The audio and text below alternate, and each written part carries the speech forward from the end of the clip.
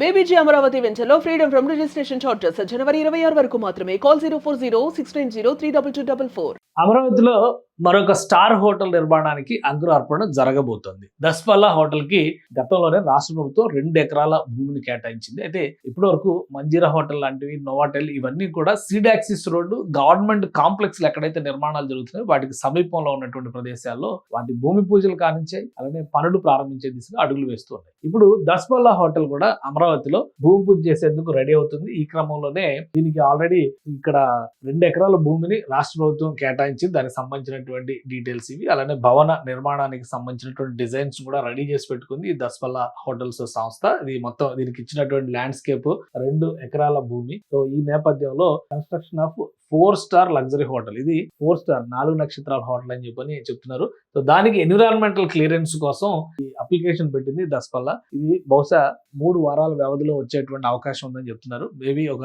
నెల రోజుల్లో రావచ్చు. వస్తే కనుక ఇక్కడ భూమి పూజ చేసేటువంటి ప్రణాళికను రెడీ చేసుకుంటుంది. ఇది శాఖమూరు గ్రామంలో వస్తుంది. అంటే క్యాపిటల్ సిటీలో దాదాపుగా ఇది దక్షిణ భాగం వైపు ఉండేటువంటి ప్రాంతం అనమాట. ఒకసారి మ్యాప్ చూస్తే మనకి అర్థమవుతుంది. ఇది Amaravati total map, Amaravati master plan area కింద మనం దీన్ని చూడాల్సి ఉంటుంది.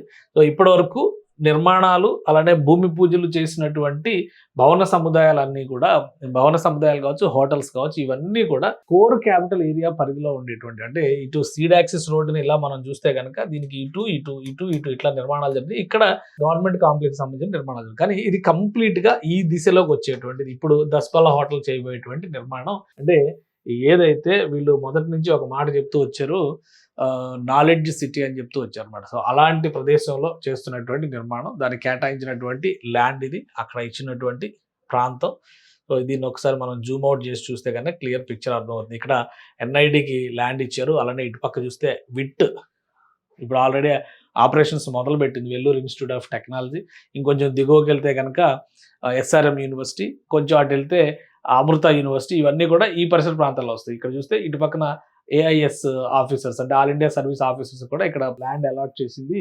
వాళ్ళ నివాసాలకు సంబంధించినటువంటి భూములు అనమాట. వాళ్ళకి భూములు ఇస్తామని రాష్ట్ర ప్రభుత్వం చెప్పింది. ఇక్కడ జేవియర్ ఇన్స్టిట్యూట్ కి సంబంధించిన ల్యాండ్స్. సో మొత్తంగా చూస్తే ఇదంతా నాలెడ్జ్ సిటీ, ఎడ్యుకేషన్ సిటీ అంటాం కదా, ఆ ఏరియాలో ఒక హబ్ లాంటి ప్రదేశం. ఇక్కడ భూమి కేటాయించారు, ఈ 2 ఎకరాల భూమి. దీన్ని మొత్తం 17 అంతస్తుల భవనంగా నిర్మిస్తారు. దానికి సంబంధించిన ప్రపోజల్స్ కూడా ఎన్విరాన్మెంటల్ క్లియరెన్స్ కోసం అప్లై చేసింది. ఇది మొత్తం గ్రౌండ్ కి సంబంధించినటువంటి మ్యాప్, దాని డీటెయిల్ స్పెసిఫికేషన్స్ అన్ని కూడా ఇందులో ఉన్నాయి. సో ఇది పిక్సెల్ అవుతుంది కాబట్టి మనకు క్లియర్ గా పిక్చర్ కనిపించవచ్చు. ఇది మొత్తం ఎలివేషన్ కి సంబంధించి ఫ్రంట్ లుక్ ఇటువైపు ఉంటుంది, సైడ్ లుక్ చూస్తే ఇలా ఉంటుంది. మొత్తం 2 సెల్లార్లు, ఒక గ్రౌండ్ ప్లస్ 17 అంతస్తుల భవనాన్ని నిర్మిస్తున్నారు అనమాట.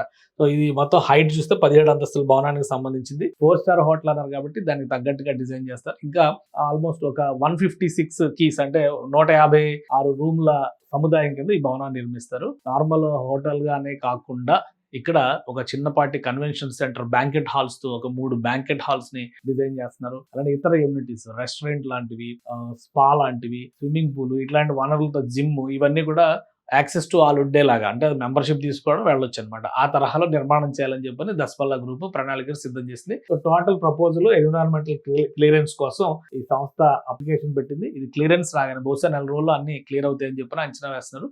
క్లియరెన్స్ రాగానే నిర్మాణం దిశగా అడుగులు వేస్తున్నాయి. ఒక విధంగా ఈ నాలెడ్జ్ సిటీ అని ఏదైతే చెప్తున్నారో, ఎడ్యుకేషన్ సిటీ లేదా ఏదైతే చెప్తున్నారో విజ్ఞాన నగరం అని చెప్తున్నారు అనమాట. ఆ ఏరియాలో మొదటి స్టార్ హోటల్ గా దస్పల్లాని మనం చూడొచ్చు.